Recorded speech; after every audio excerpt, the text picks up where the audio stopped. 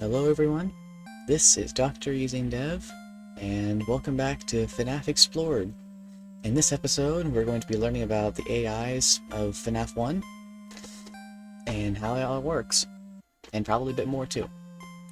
So, to start off with, I wanted to actually apologize for the episode taking so long, with the 7 months it's been since the second episode of the series. I've been just pretty stressed out and overall not really very motivated to actually make this episode, but I got a spark of motivation recently after I re-decompiled all the FNaF games. I got to studying, and I got a pretty good hold on the first game at least. Enough so that I've compiled this document right here, this text document, which contains all the essential information that we actually need to know in order to understand the AI of this game. Obviously, there's a bit more to it than just this, but this is a basic rundown. So yes, real quick. Okay. So first, before we can actually go into the code, we need to go over a couple of terms that are going to be important. One of them is opportunity. An opportunity is an instance in which an animatronic has a chance to move. So, like, for example, all the animatronics have essentially a few seconds. Every few seconds, each animatronic will have one of the opportunities. And in those opportunities, they either will or will not move, depending on their AI. Which, y'all probably already know, but it's at least worth bringing up, because it's going to come up a lot later.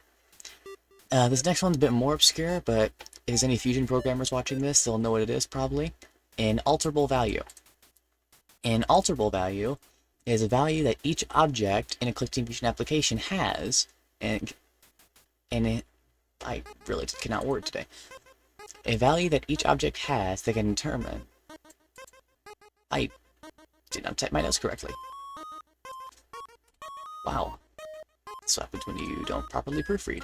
Anyway, an alterable value, it's a value that each object has, and it can be altered to serve a specific purpose, depending on what the programmer wants it to do. And each object has many alterable values, just one. Like, for example, if I head to here, in frame 17, this active object here, that's the warning text. I can click on this tab, and I can create alterable values, and name them, and use them. So that's a basic rundown of those there. Next up is move who. And as a forewarning, whenever you see something that's in quotation marks in my notes here, that means it's a specific game object in the office frame.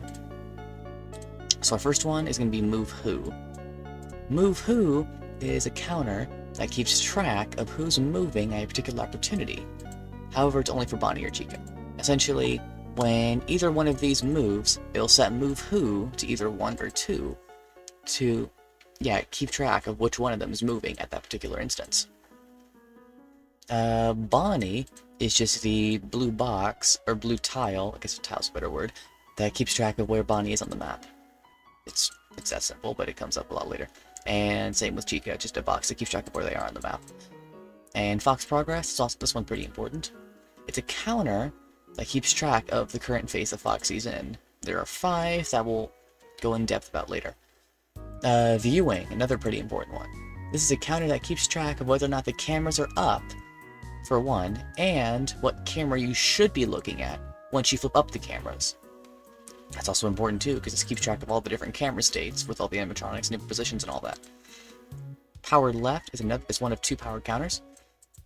Powered left is a counter that's off screen and is actually 3 digits long, except when it's 100%, which is 4 digits. And power left 2 is the one that you actually see. For example, if I actually go into my office frame here, ignore all this for now. This right here is power left 2, the one you actually see. My main power one is somewhere up here, we'll get to that later. And the value of power left, let me read this. Power left 2 is the counter in the office, and the value of that is actually the value of power left just divided by 10. Okay, I'm sorry if this is just an infocram, I'm just gotta make sure y'all know this before we begin. Freddy Bear, this is just the brown tile, keep track of where Freddy is. If I close all of this real quick. Okay, here are the movement tiles. Right, I did not mean to do that. These 3 tiles. This is Bonnie, this is Chica, this is Freddy. There's no one for Foxy. Freddy activity, this is Freddy's AI counter. Now keep in mind, the animatronics actually have 2 AI counters. If I head back up here, the activity is their actual AI. These 4 right here, I did not mean to grab that. These 4 right here, while they're called AI, these are only relevant on the custom night. Essentially, whenever you enter numbers in the custom night, they get, those numbers that you enter are set, or those numbers you enter here are what these values are set to, and then these values are set, and then no, then these values are set to what these values are, but only in the custom night, if that makes any sense. I'm sorry if I'm going too fast. You can probably rewind and rewatch as I explain. Cam 4B, it's just the camera button for the East Hall corner. It's quite just that, but it's slightly important. Right door is just the right door. Active 2 is the red blinking dot in the corner of the screen. Is it actually here? Oh yeah, it's this thing right here. Literally the red blinking dot on the screen. I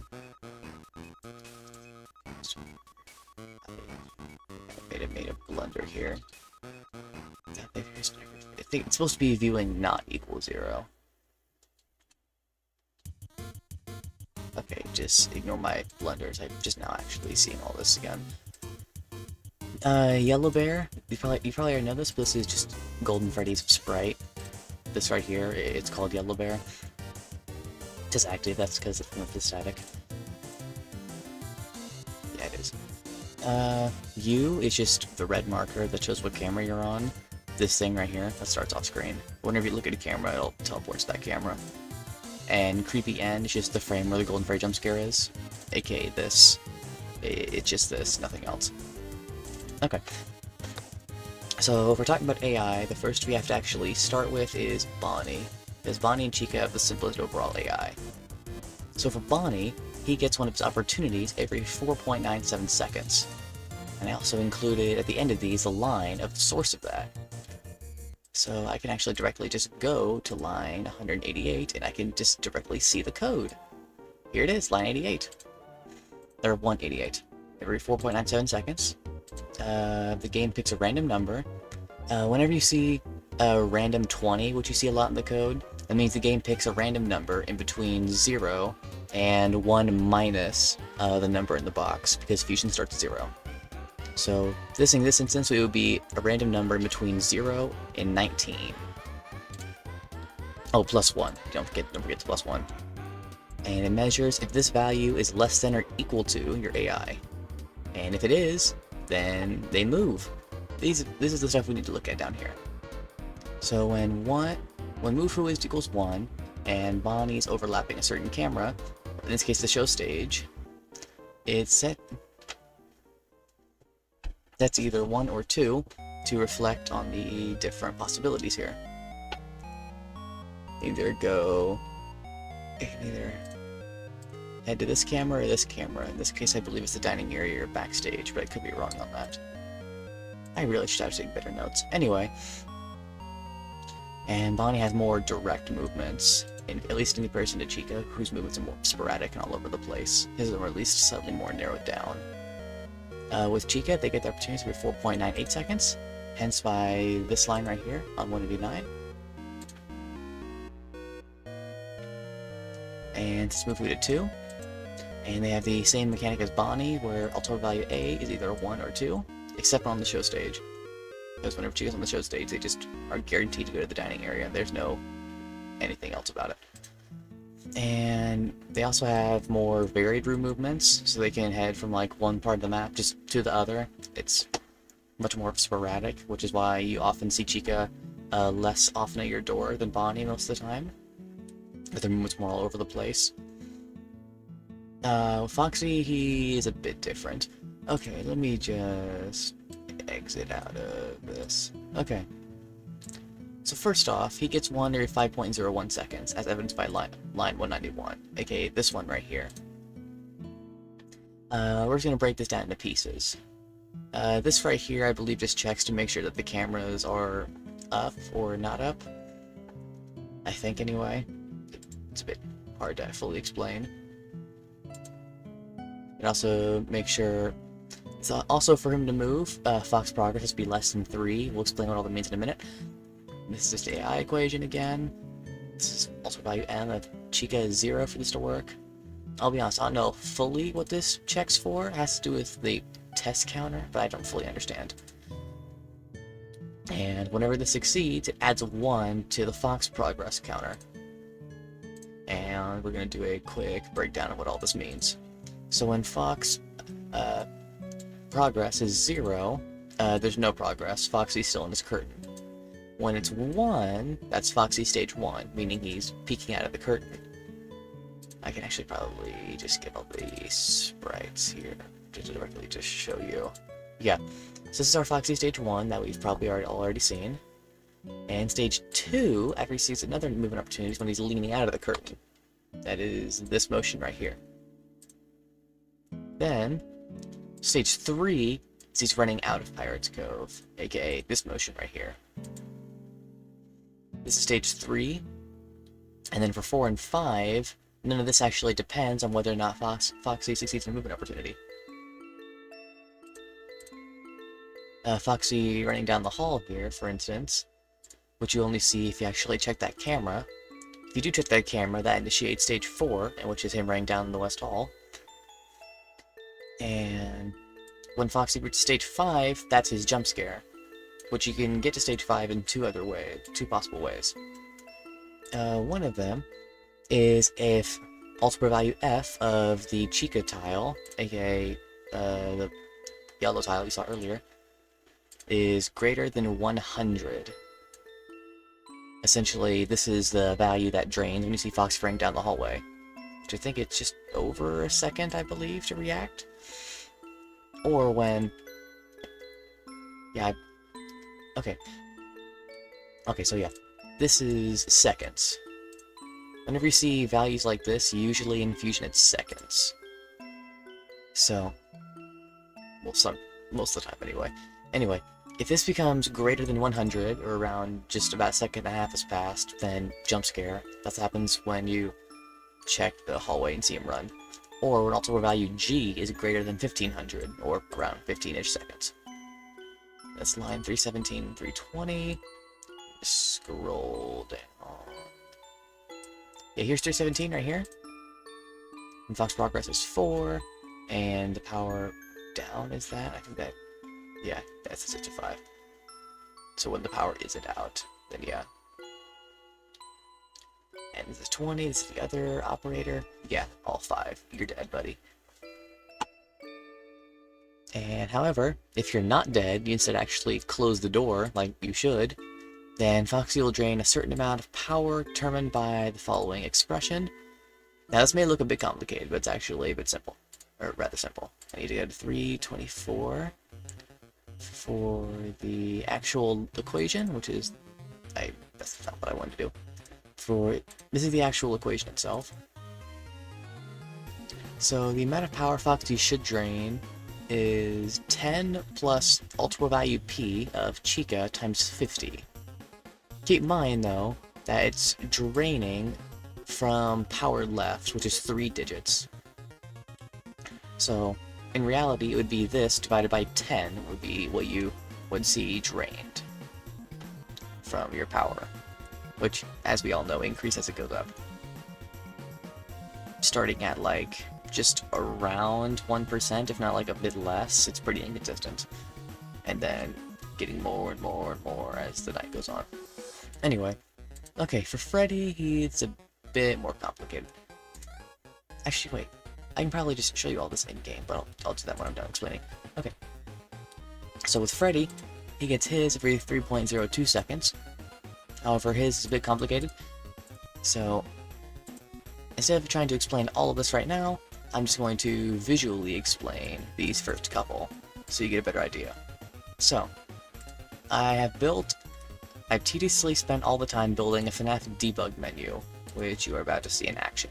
I'll hopefully try to better explain all of these AI concepts to you. Okay, first of all, the obvious, all of this up here. This is all debug information, so not many of you would maybe find all this useful, but it mostly just shows you. I'm sorry, the phone calls are really loud. Hold on. Hello. Thank you. Anyway, most of this is just different values that you use throughout the game. Well, mostly anyway, and they'll show you different things, like viewing, as we already know, is what you're looking at, and these are all the AIs over here. This is which phone guy clip is playing. Yeah. But what we actually need to worry about is this orange button, which opens the debug screen. In this, I can change AI, time, and power directly. This is what they all actually properly look like. I can adjust my power wherever I want it to be, like at maximum, press set, it'll go all the way back up. Same with time, I can set it to 4. It works on a 1 to 7 scale, but still. I'm just gonna set it back to 12 for now. What we need to worry about right now is AI. So, for instance, we just set all these back down. Okay, so we're gonna worry about Bonnie first. Like, let's say he's on 10 AI. According to our notes, he has movement opportunity around 5 seconds, just around there. And if he has about a 50% chance of actually succeeding and setting the move who variable to 1. It is worth noting that as soon as the move who variable sets a certain number, it's instantly set back to 0. So if you're looking up here to see if it changes, you're probably not going to detect a change. Oh, by the way, the entire game is paused whenever I enter the menu. Oh, and this is important too. Show AI markers, so I can actually see where everybody is. So I'm going to close the menu. Oh, as you can see, he's already going. I'm actually going to open this so you can see the time. Yeah. Oh, by the way, what's helpful to know is that the minute counter actually goes up every single second. So this is going to help us keep track of some seconds. So obviously here, yeah, he's going pretty fast, but he also has a pretty high chance of succeeding as well. If Bonnie reaches this square right here, that means this square right here, it means he's at the door. Right now he's in the closet, which he has 50% chance of. Oh, he moved right out. Okay. So remember, over here he's in the door. He's at the door. If he's over here, we're dead. So now he's starting to fail some opportunities. Evident by him just sort of staying there. He's starting to fail a little bit. Nope, he's back in the closet. And there's my red cursor there. Oh, he's at the door. That's why it's helpful to pay attention. Yeah, if I had kept the door open, and he would have moved right here, that's when the door will start being jammed. But thankfully, since the door is shut, he will track back to the dining area, just like that, and he succeeds. Okay, I'm gonna turn you off now, buddy. Bonnie's now disabled. He'll no longer be able to move. Okay, now Chica. So Chica works, that's not what I meant to open. Chica works very similarly, in which case, get their opportunity around the same amount of time, except they set move who to 2, and their movements are a lot more varied. As you saw with Bonnie, close this, he was mostly sticking, like, to this hallway area once he actually got down. He wasn't, like, going all over the place. Chica's a bit different. First, you can give us a bit more power first. And I'm gonna affect Chica. I'm just gonna turn him all the way up. Set. And let the fun begin. So Chica, you should start seeing Chica going less straight and more of just going like back and forth, like this went straight from over here all the way to the kitchen, and up to the restrooms. Oh, real quick, I probably should bring this up. No, pause. Yeah, Chica will go over here when she's at the door, and right here when we're dead. This over here is where Freddy goes if he gets in the office. This tile right here. Just letting you all know beforehand, before I get comments about that. Oh, as you see, she's at the corner. However, she can just backtrack all the way back if she wants to. Yep, she's already doing it. And then she came back. Will she be at the door? Yep. Oh, never mind. I thought. Oh, she already backed off. And yeah, she like went back here and then just backed off. she went back to the restrooms. Let's turn both of them on, because why not?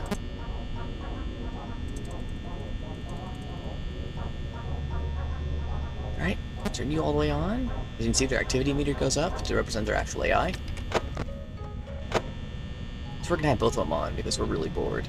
Oh, and Chica's already coming back. Anyway, I think you're starting to get the idea. That's how, basically, all you really need to know about them, too. They move. Well, that's a really bad way to say it, no. Yeah. Yeah. And for Foxy, he's a bit different. So now we're gonna cover him before we get to Freddy. Because Freddy's a bit more complicated. Let's go back. Okay. So for Foxy... Oh, I hate the phone guy. Just gonna... Hold on a minute, mute him.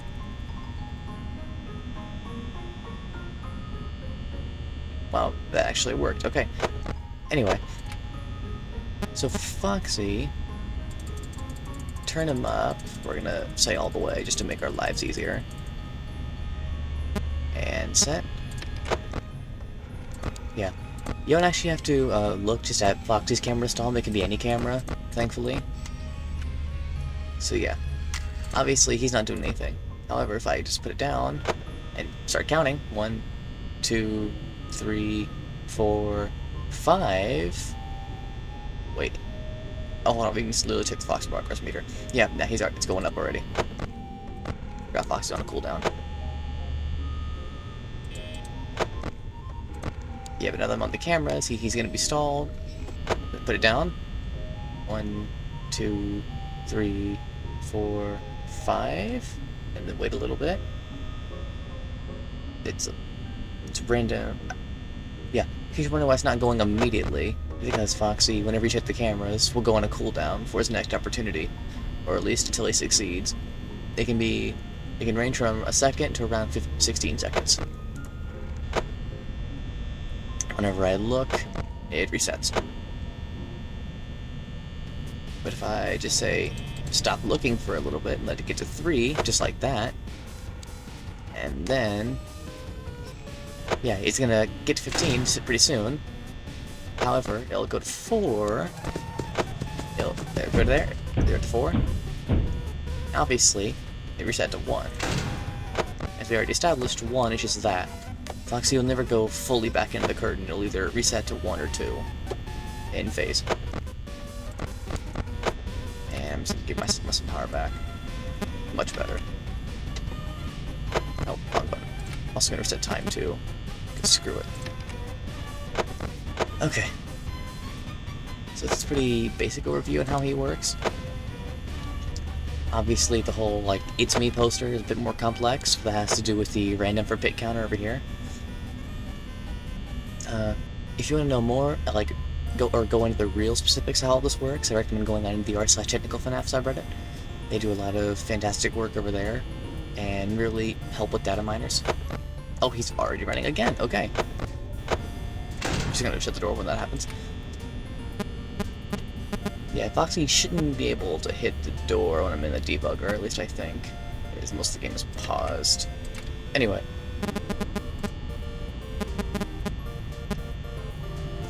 I'm also gonna turn its AI down too, why not?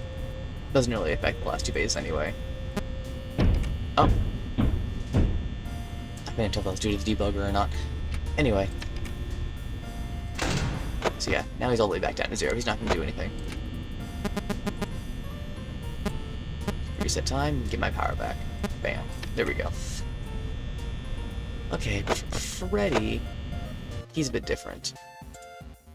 Well, at least I think you mostly actually get how Foxy works now, anyway. But I have more, so explain it to you. If I'm missing anything or I'm getting anything wrong, I apologize. I assembled these notes pretty late at night, so I'm just going through it as I am. Okay, for Freddy, he actually gets his opportunities the fastest, every 3.02 seconds. However, his movement's a bit more complicated. First of all, just because he succeeds doesn't mean he can move. He won't move as soon as he succeeds, at least not yet anyway. So real quick, I'm just gonna head to line 190 where his movement is. Okay, so for line 190 right here, this is actually how his movement is chosen. Yeah, and also keep in mind, viewing right here is 0, which means whenever a viewing is 0, that means the cameras are down. You're not looking at actual cameras. So keep in mind that Freddy will the game will only ever run his movement code whenever viewing is 0. This is pretty important. But at least for now anyway, it gets different later on. So, unlike the other animatronics though, he won't move immediately, as I previously just said. It sets a value, he sets his alterable value to M to 1.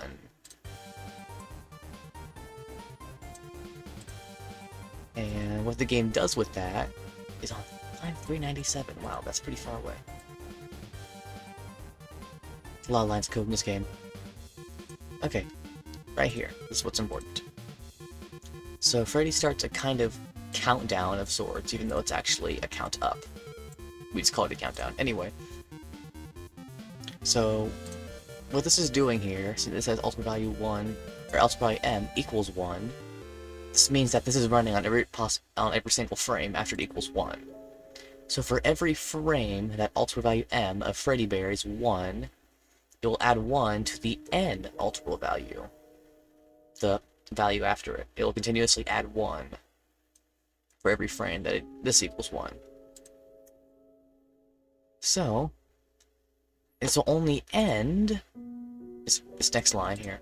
This count up, in a way, will only end when ultimate value N of Freddy Bear is greater than or equal to 1000 minus the value of Freddy's AI times 100.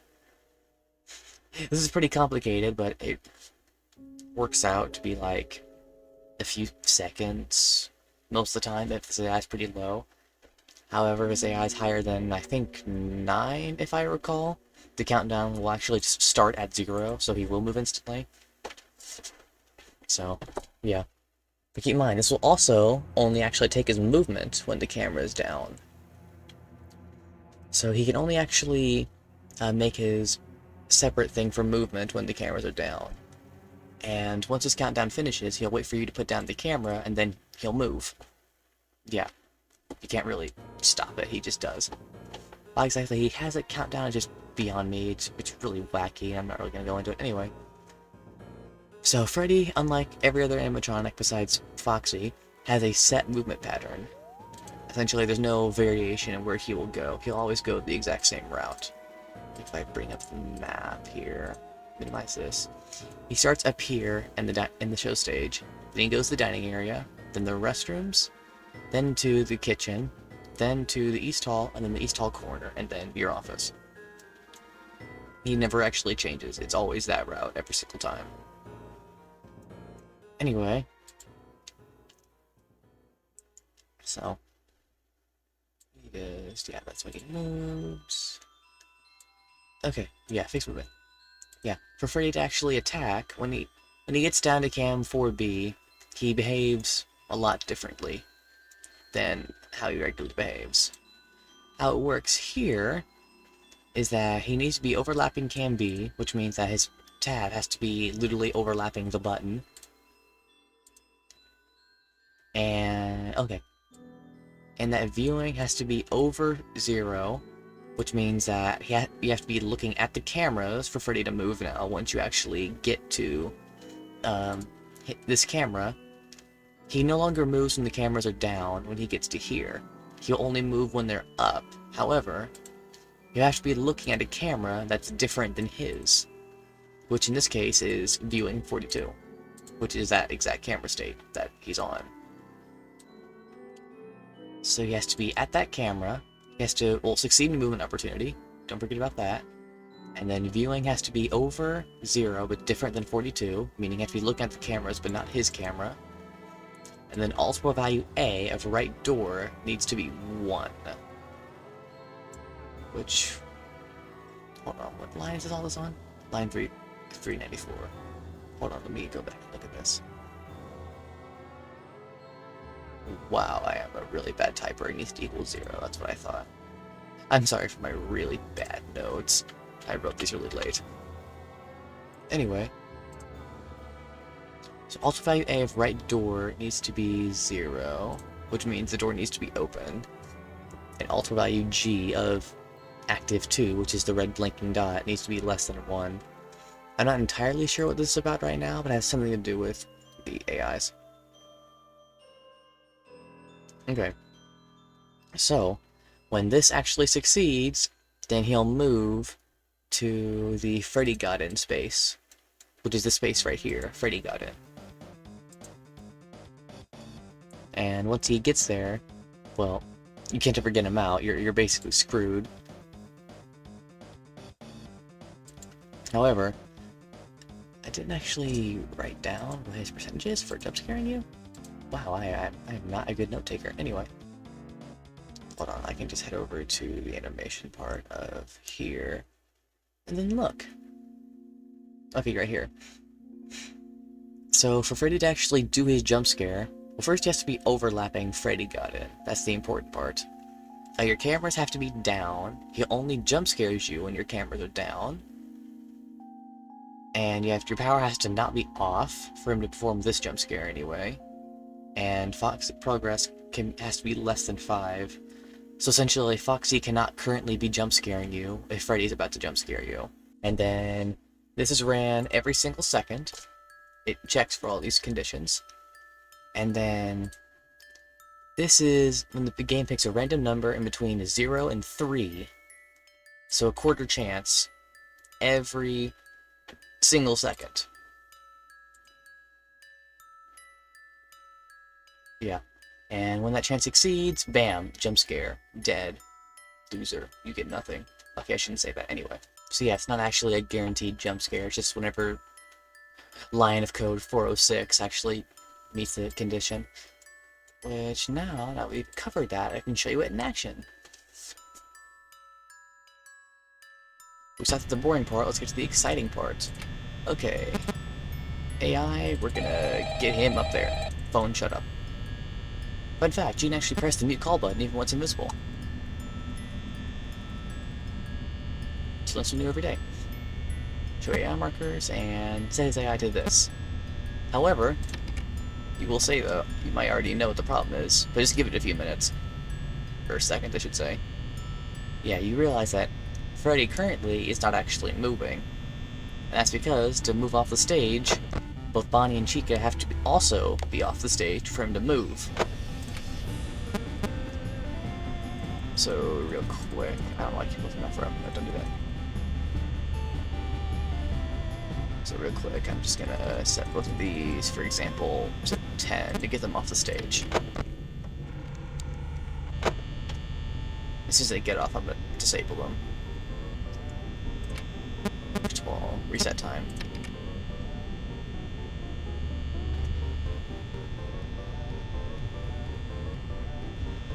Oh, come on.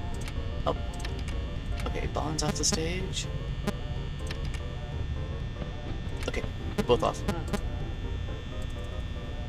And as you saw, he moved pretty fast. We disable both of you, so we just have to focus on Freddy. As you can see here, yeah, he's moving pretty fast. I have to actually look at this camera. So yeah, now he's right there. And as long as my camera is looking at this camera, we're good. He's never gonna move. However, as you may have already figured it out already, obviously I can't look at this camera forever, because I have to occasionally check Foxy. So to counter that, we shut the door. And then we'd check Foxy's camera for a minute. And he backed off. He's blocked by the door, he just backs off to cam 4A. However, he just comes right back, so you have to make sure the door's actually shut.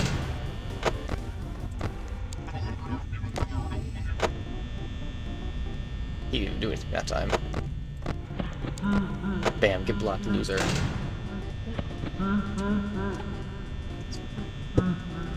So yeah, that's a lot of what you'd need to know about Freddy anyway. Except, you know, just like the other animatronics, the key to their failure is door. Closed door. Bam. Get blocked. Idiot. See, if it's just Freddy v you, the game's insanely easy. Because you just have to sit like this the whole night, with you just on his camera, and he's never gonna move. It really is that easy to cheese Freddy. He's never gonna show up at the door either, so... Whenever you want to admire, let's say the dining area, just shut the door. Bam. Really, it's just that easy. Is there anything I haven't already gone over? Oh yeah, Golden Freddy. We'll get to him in a minute. So yeah, that's most we need to know about Freddy. Just whenever he moves, he starts a countdown, which is basically negated at AI level higher than 9. And that he moves whenever your cameras are down, except when he's at the corner, in which he'll only move if you're looking at a camera different than his camera. Because, yeah, that's how this game works. So, that's a lot of, like, the basic AI rundown. There's a lot more I could bring up, but I don't want this video being over an hour long in length.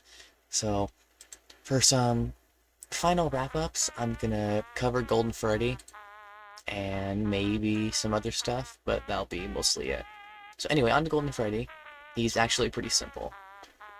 Just every single second, the game will pick a random number in between 0 and 99,999 plus 1, I think? Hold on, what's the line? 425. Thankfully, I took notes on all the lines, just we were getting screwed. Is it 425? Yeah. Okay, no, it's just that number. So what this line is telling us is that every second the game plays, it will choose, well, a random number in between these two numbers. And if at any point at all throughout the night that the number it picks happens to be 1, then this event is run, in which it sets the ultimate value A of Golden Freddy, in this case Yellow Bear, to 1. However, that doesn't mean he has shown up just yet, because the next time we actually check the West Hall corner is when it actually begins. Because you could theoretically have Golden Freddy at ultimate value 1 the whole night and not even realize it because you didn't check that camera. What matters is actually checking that camera. So let me find, where's the lineup codes on? Line 44, okay. Yeah, the next time that viewing is 22, or when you check the West Hall corner and Bonnie's not there, and if Bonnie is not there, it will set ultimate value A of Yellow Bear from 1 to 2. When it's 2, that's when the Golden Freddy laugh starts playing, and he'll actually appear in the office the next time you flip your camera down.